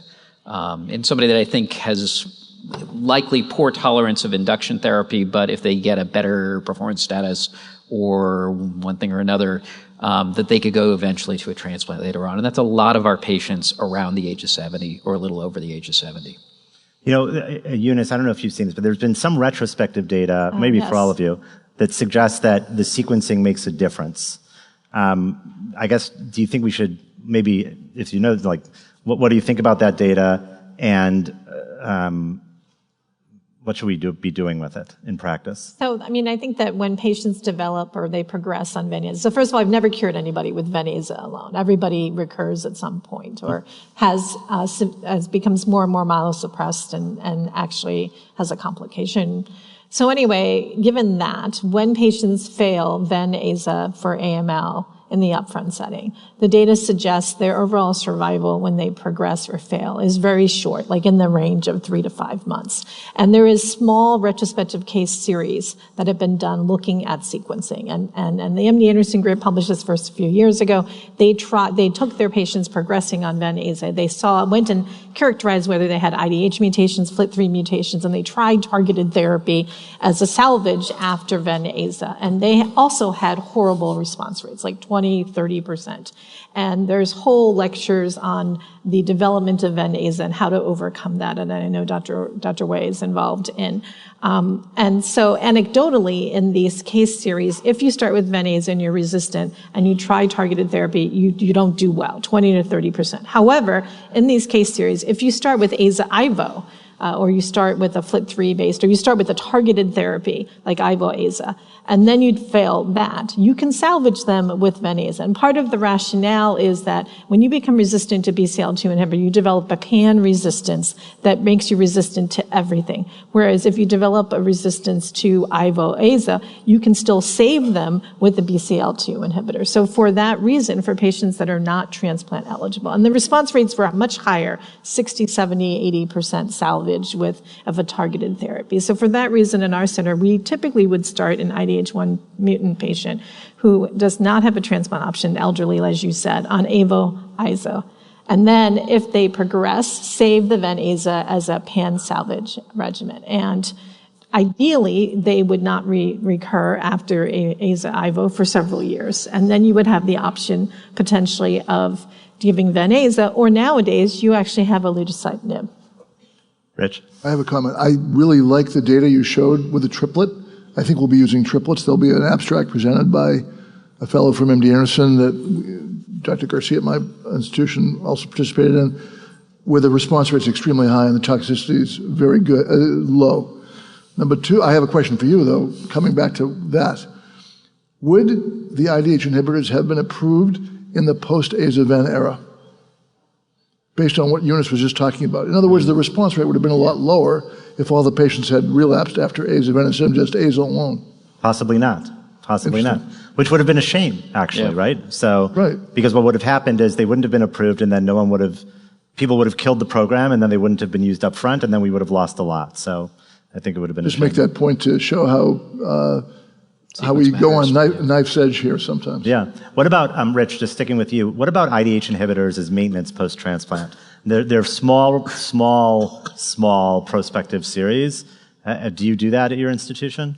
No, we don't routinely, although I think the genetic milieu is going to be kind of complicated, and I don't think we have enough data to justify spending that money at this point. For that reason, we need a trial.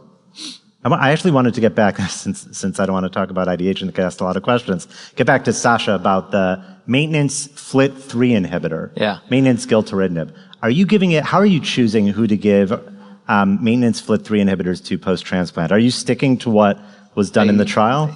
I mean, I think the trial gives pretty compelling data to say that the population of benefit are those who have a detectable FLT3 ITD either right prior to transplant or in the early pre-transplant period. And I showed the data on, the speed of relapses. If you look at the control arm there, the relapse rate for patients who are MRD positive is not 100% for the control arm. There is a graft versus leukemic effect. So MRD positive patients can be cured with transplant alone, but they're just a lot more likely to be cured if they got gilteritinib maintenance. So that says to me this is an important therapy.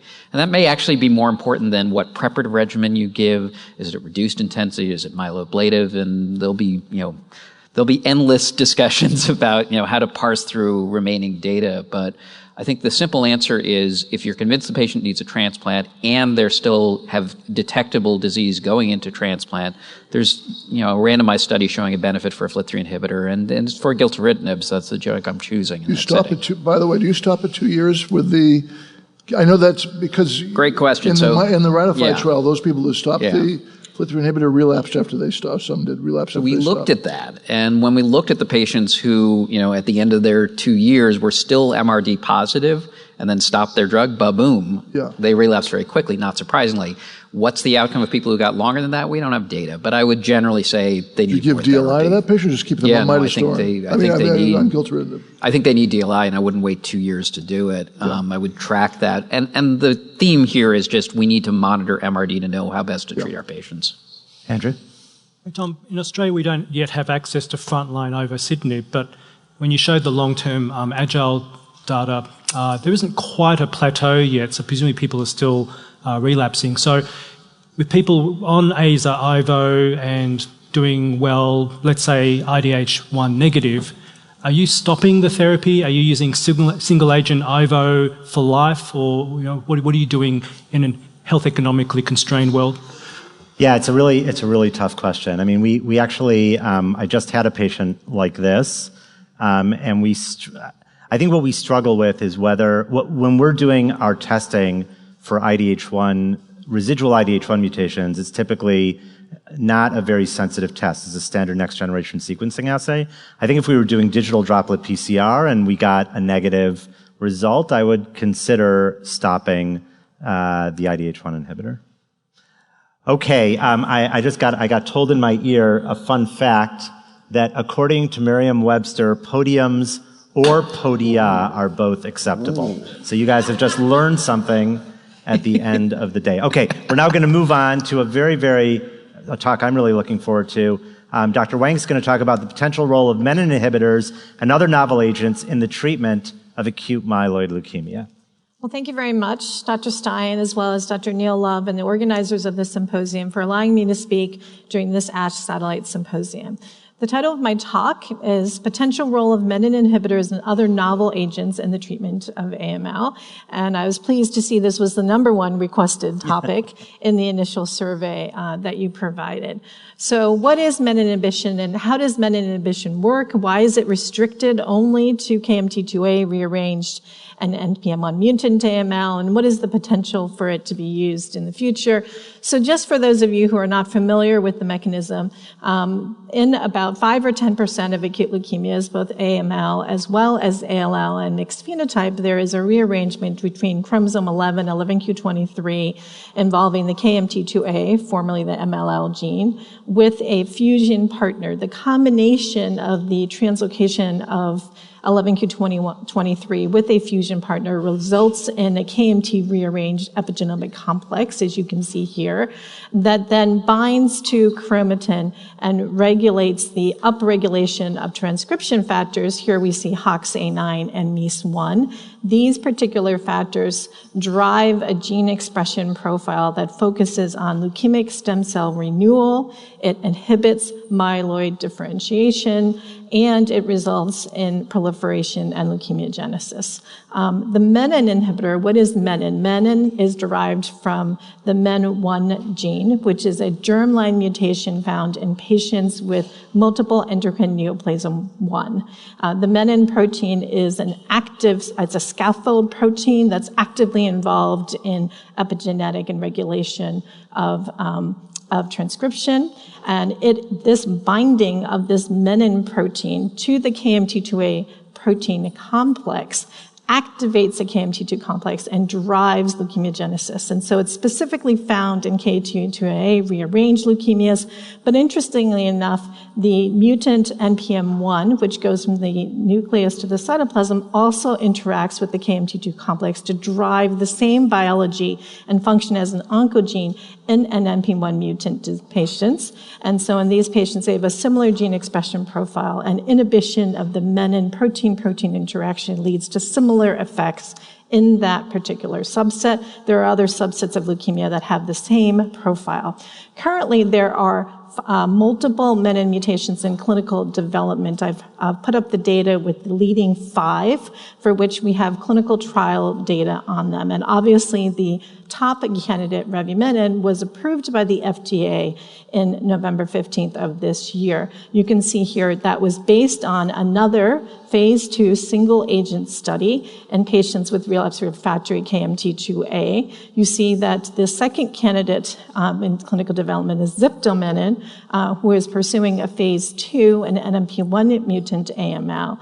And there, quickly on the heels of these 2 agents, are 2 newer inhibitors, bleximenib and enzomenib, as well as a covalent menin inhibitor, BMF-219. Now, there are clear differences between these menin inhibitors. Shown here is the chemical structures. You can see that revumenib and ziftomenib are what we call pyrimidines. I didn't really pass organic chemistry somehow, but, and there is some similarity between those first generation inhibitors, whereas bleximenib and enzomenib share more structural similarities than the rest, and BMF-219 is a completely different chemical structure. Each of these agents has significant differences in their half-life as well as tissue penetration, which may account for some of the differences that we're seeing in clinical trial usage. All of these inhibitors potently inhibit protein-protein binding of menin to the KMT2A transcriptome complex, and they all have very similar inhibitory properties. As you can see here, the compounds and the bindings, a similar 50% inhibitory concentrations in vitro ranging from 0.49 to 9.2, which is theoretically similar enough that they shouldn't really be one clear candidate as the best menin inhibitor, just as we don't have a clear candidate for the best FLT3 inhibitor. Revumenib, first approved menin inhibitor, again, November 15th, 2024. Shown here are the indications for which it's approved. It's a first-in-class oral selective inhibitor that disrupts the menin-KMT2 reinteraction, approved for use in both adult and pediatric patients 1 year and older who have KMT2A rearrangements only in the relapsed refractory setting. This was based on the results of the Augment 101 study led by my colleague, Dr. Stein, and colleagues here. And then this phase 2 single agent study, similar to the IDH inhibitor studies, there was approval based on the efficacy as well as the tolerability of this agent. Shown here is the patient characteristics for both the 57 patients that met up the efficacy population as well as the 94 patients that met up the safety population. You can see this was for both pediatric and adult patients. About 20% of patients were primary refractory. There was about 80%, 83 to 86% were AML patients. There were very small numbers of ALL patients here, as well as very small numbers of pediatric patients. The majority of patients had anywhere between 1 and 3 rounds of therapy prior transplant, and half of these patients prior venetoclax in 70%. Shown here are the adverse events, and you can see I've highlighted the ones of specific significance. Differentiation syndrome is an on-target expected toxicity of menin inhibitors based on the mechanism of action of these drugs. You can see about 26 patients, 28% of patients had evidence of some differentiation syndrome, 16% of which was grade 3 and above. QTC prolongation happening in about a quarter of patients with significant prolongation in 14%. In the phase 1 study, the QTC prolongation was the dose-limiting toxicity. I would highlight that there also is heme toxicities, neutropenia in a small proportion of patients. What was the efficacy of revumenib in the Augment 101 study? Shown here, we see an overall response rate, meaning any clinical activity, in 63% of patients. The true CR rate, however, was only 18%, CRH rate 5%, CRI about 2%. So the CR/CRH rate occurred in about 23% of patients, which is similar to what we're seeing with the IDH1 inhibitors. You can see the majority, or 70% of these, were MRD negative. The median duration of CR/CRH was 6.4 months, with the median survival of 8 months. But we need to point out here that about 43% of patients proceeded on to hematopoietic stem cell transplantation with evidence of clinical activity. So again, in the same range as we saw for approval of agents such as gilteritinib and IDH1, IDH2 inhibitors. However, as shown here by Dr. Stein's data as well, patients quickly developed recurrence. So these are example of 4 patients who were treated on revumenib on therapy, and you can see that at the time that they had blast recurrence and had evidence of disease progression after several months of response on revumenib therapy. A proportion of these, not a majority, but a proportion of these patients were found to have mutations in the menin gene. And you can see here that these 39% of patients who had any detectable disease by digital PCR had these mutations occur during therapy. They were not present at the time of screening.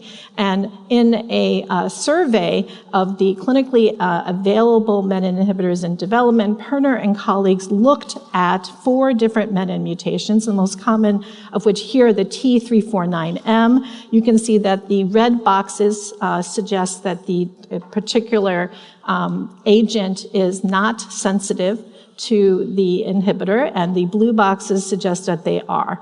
So certainly there are, among these 4 known menin mutations, there are some differences in vitro assays only, demonstrating that there may be some differences in their ability to overcome resistance mutations. The second menin inhibitor in clinical development is ziftomenib, shown here. This is early results of their phase 1b study that had focused mostly on NMP1 mutant patients because of a high incidence of differentiation syndrome in patients that came to rearrangement. You can see here 20% of NMP1 mutant relapsed patients had evidence of differentiation syndrome, and these were manageable with risk mitigation strategies.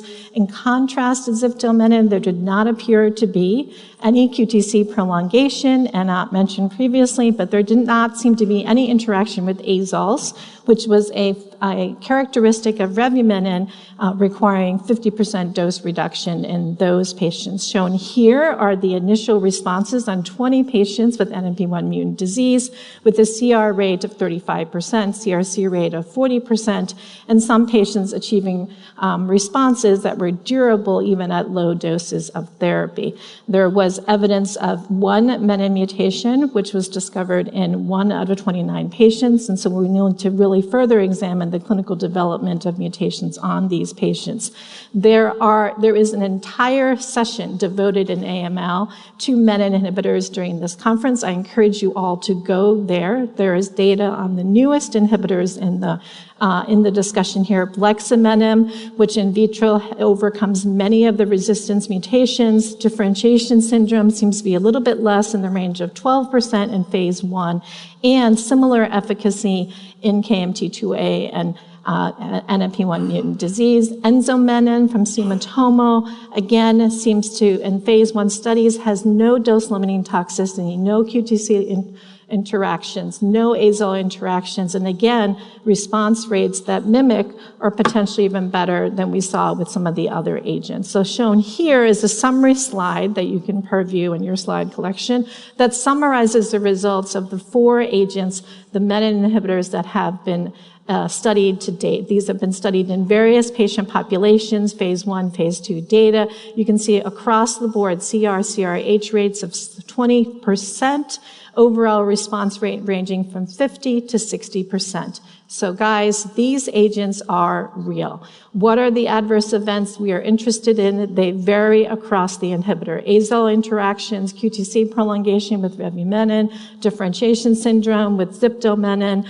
We'll have to wait to see what the data is with the other ones. All of them have some degree of febrile neutropenia as well, and we'll need to wait and compare between agents. There is also emerging data on combination therapy, triplet therapy with response rates reported in up to 100% of patients with persistent issues with differentiation and QTc prolongation. There are novel agents, just want to mention at the end.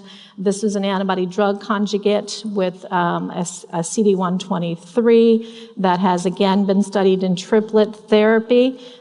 This is a drug that has been studied in BPDCN as well, with very, very high response rates in triplets, as well as newer tyrosine kinase inhibitors. Here's a PAN inhibitor, a FLT3, SYK, KIT, and JAK, which has shown some promising activity even in patients who have received prior Ven/Aza. So in summary, menin inhibitors remain the newest class of targeted therapy for AML.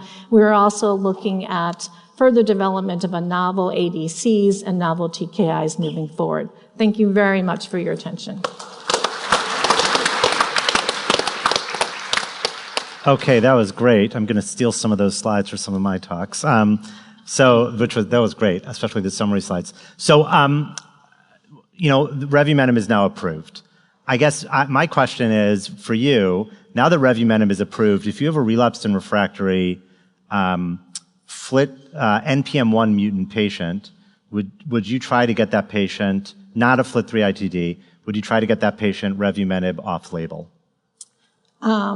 For right now, I'm enrolling patients on clinical trials. Okay, fair. I think that revumenib is conducting a phase 2 single-agent study in NPM1 mutant disease.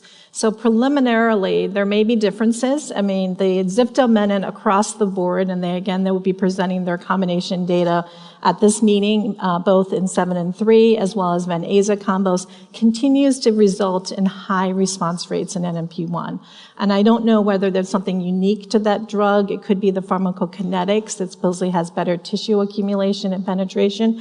And there were very few patients studied who had NPM1 mutant disease in the phase 1 of revumenib. So I think I have to. So I'll ask the question in a different way, maybe to Sasha, which is, what would you advise someone who doesn't have access? Because I agree, of course, you want to enroll patients on a trial. But if you don't have access to a trial and you're in a place that you've got a drug you can write a prescription for off-label, do you think the data's there to give revumenib for NPM1 mutant relapsed and refractory disease, or what would you do? Does the patient have a FLT3 mutation? The patient does not have a FLT3 mutation, because that would be an easy out. I mean, you're correct. If they have a FLT3 mutation, the simple answer is we have a survival benefit for gilteritinib. That's the drug of choice as first salvage. If somebody gets second salvage, I think the data show it's active. The big question is, would you use chemotherapy or would you use this drug? I think generally or would you use Ven/Aza? I mean, there's very good data for Ven/Aza in salvage of NPM1 mutant disease, and we don't necessarily talk about that all that much, but it's highly active. In fact, Andrew's data on kind of MRD relapses rather than full-blown relapse are very impressive. That's a very good way to actually control that disease, get people to transplant, and get long-term survival. So I think it's very individualized. So that's an easy out for your question. Okay. Is to say it really depends. Are you talking about an MRD relapse? Are you talking about a full-blown relapse? Are you talking about a FLT3 mutant patient? So I'm going to make someone answer this question. So the patient has failed Ven/Aza. Mm-hmm. The patient has intensive chemotherapy, transplant, relapse post-transplant, NPM1 mutant, no FLT3 ITD. Post-transplant, they relapse 4 months post-transplant. Post-transplant, they get Ven/Aza. Ven/Aza does not lead to a complete remission. Yeah, I think that's a now you're stuck without a clinical trial, and I'm not sure what your options are. In that case, would you write a prescription off-label for revumenib? I think that's the kind of patient that could benefit from a drug like revumenib. Okay, that might absolutely. Benefit. Okay, yeah. Fair. I mean, okay. we have a press release. We don't have a trial result. This will obviously be coming soon to a major meeting near you or a publication. But other than the Journal of Press Releases, we don't have a lot of data. Totally fair.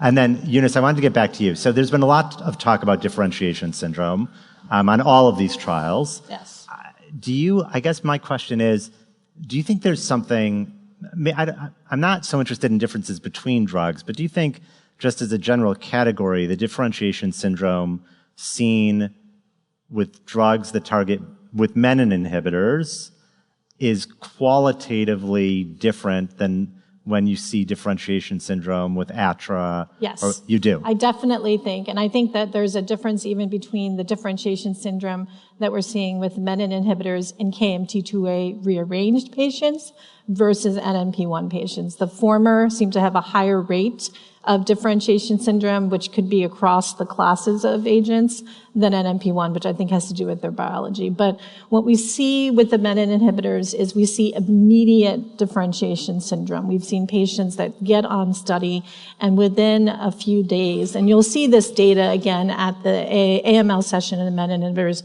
we see patients have their white counts shoot up. We've seen patients that have white counts go up to 50, 60, 80, 90 within 5 to 7 days of starting the menin inhibitor, and develop overt disease. So much so that many of the menin inhibitors now are incorporating prophylactic steroids and addition of cytotoxic agents when the white count with these agents go above 10 or 20%, or if there's any signs or suspicion. We also see perfuse, I think when we think about ATRA-related differentiation, we see the blasts eventually turning into neutrophils quickly over time, which gives you confidence that you see differentiation. What we see with menin inhibitors is we see this shooting up of the white count, and we see profound blasts and monocytes. And that does not mean their disease has acutely accelerated. It is a side effect of the unique ability of these agents and their potency. And we also, with at least 2 of the inhibitors, have seen grade 5 differentiation effects. However, I don't think this is going to be a limiting toxicity. Just as we learned with ATRA and arsenic and IDH inhibitors, these can be fatal complications, but with mitigation strategies and recognition, they are clinically manageable. Okay, I do have a question that came in from the web for a Zoom question. I'm going to pitch this one to Andrew.